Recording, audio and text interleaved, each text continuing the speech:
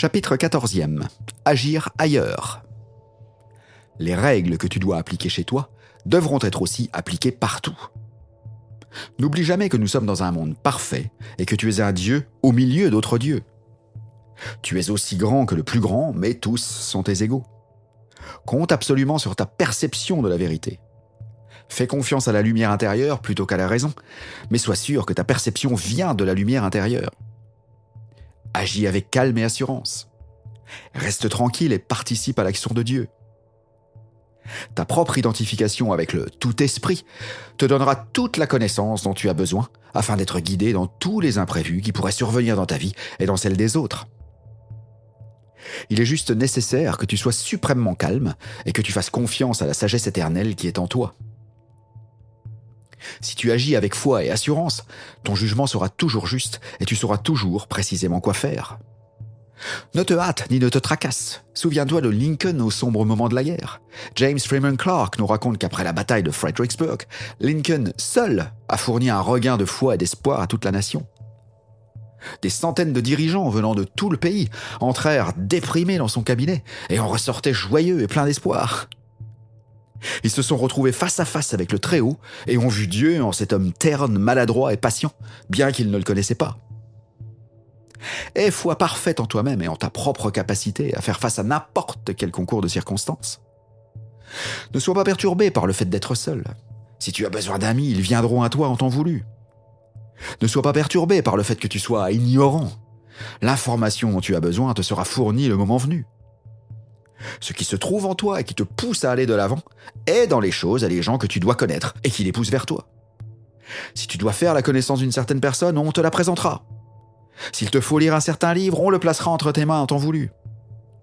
Tout ce que tu dois savoir viendra à toi depuis l'intérieur ou l'extérieur. Ce que tu dois savoir ainsi que ton talent sera toujours égal à ce que la situation demandera. Souviens-toi que Jésus a dit à ses disciples de ne pas s'inquiéter de ce qu'ils devraient dire devant les juges. Il savait que le pouvoir en eux serait suffisant pour les besoins du moment. Dès que tu t'éveilles et commences à utiliser tes facultés d'une manière grande, tu appliques un pouvoir sur le développement de ton cerveau. De nouvelles cellules seront créées et celles en sommeil seront activées. Et ton cerveau sera validé comme le parfait instrument de ton esprit. N'essaie pas de faire de grandes choses avant d'être prêt à les aborder d'une manière grande. Si tu t'attaques à de grandes choses d'une manière petite, c'est-à-dire depuis un point de vue inférieur ou à partir d'une consécration incomplète, une foi et un courage vacillant, tu échoueras. Ne sois pas pressé d'atteindre les grandes choses. Faire de grandes choses ne te rendra pas grand, mais devenir grand te conduira de manière certaine à faire de grandes choses. Commence à devenir grand là où tu te trouves et dans les choses que tu fais chaque jour. N'aie pas hâte d'être découvert ou reconnu comme une grande personnalité. Ne sois pas déçu si les gens ne te nomment pas à certains postes un mois après avoir commencé à mettre en pratique ce que tu lis ici. Les personnes grandes ne recherchent jamais la reconnaissance ou les applaudissements. Ils ne sont pas grands parce qu'ils désirent être payés pour. La grandeur est une rémunération en soi. La joie d'être quelque chose et savoir que tu progresses est la plus grande des joies humaines. Si tu commences au sein de ta propre famille, tel que décrit au chapitre précédent, et que tu témoignes de la même attitude mentale envers tes voisins, amis et partenaires professionnels, tu te rendras vite compte que les gens commenceront à dépendre de toi. On recherchera tes conseils, et un nombre constamment croissant de gens te solliciteront pour ta force et inspiration, feront confiance à ton jugement.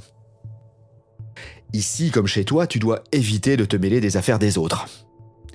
Aide tous ceux qui viennent vers toi, mais n'essaie pas arrogamment de les rétablir.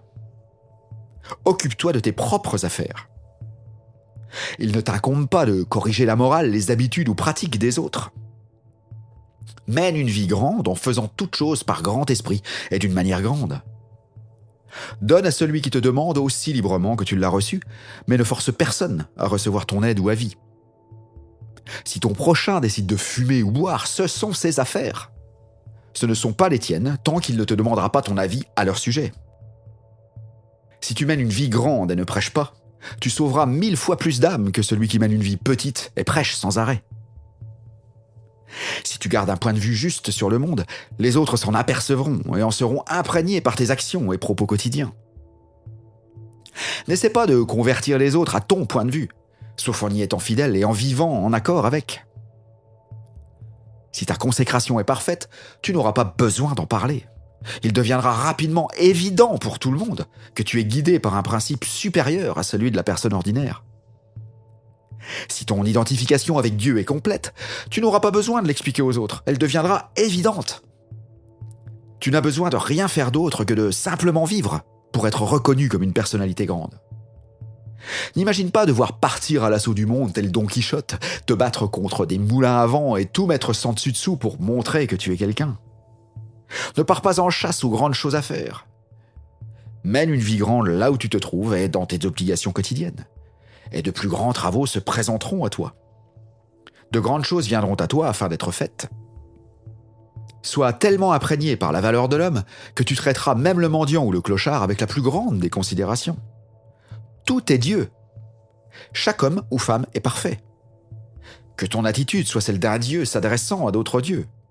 Ne garde pas toute ta considération pour les pauvres non plus. Le millionnaire a autant de valeur que le clochard. C'est un monde parfaitement bon, et il n'y existe personne ou quoi que ce soit qui ne soit pas juste.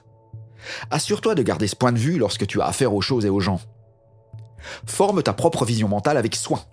Forme la forme pensée de toi-même telle que tu désires être, et maintiens-la avec la foi qu'elle est en train d'être réalisée, et dans le but de la réaliser intégralement. Accomplis chaque action ordinaire à la façon d'un Dieu. Dis chaque mot à la façon d'un Dieu. Traite les hommes et les femmes de haut ou de faible rang à la façon d'un Dieu traitant avec d'autres dieux. Commence ainsi et continue ainsi, et tu développeras grandement et rapidement ton pouvoir et talent. Fin du chapitre 14e.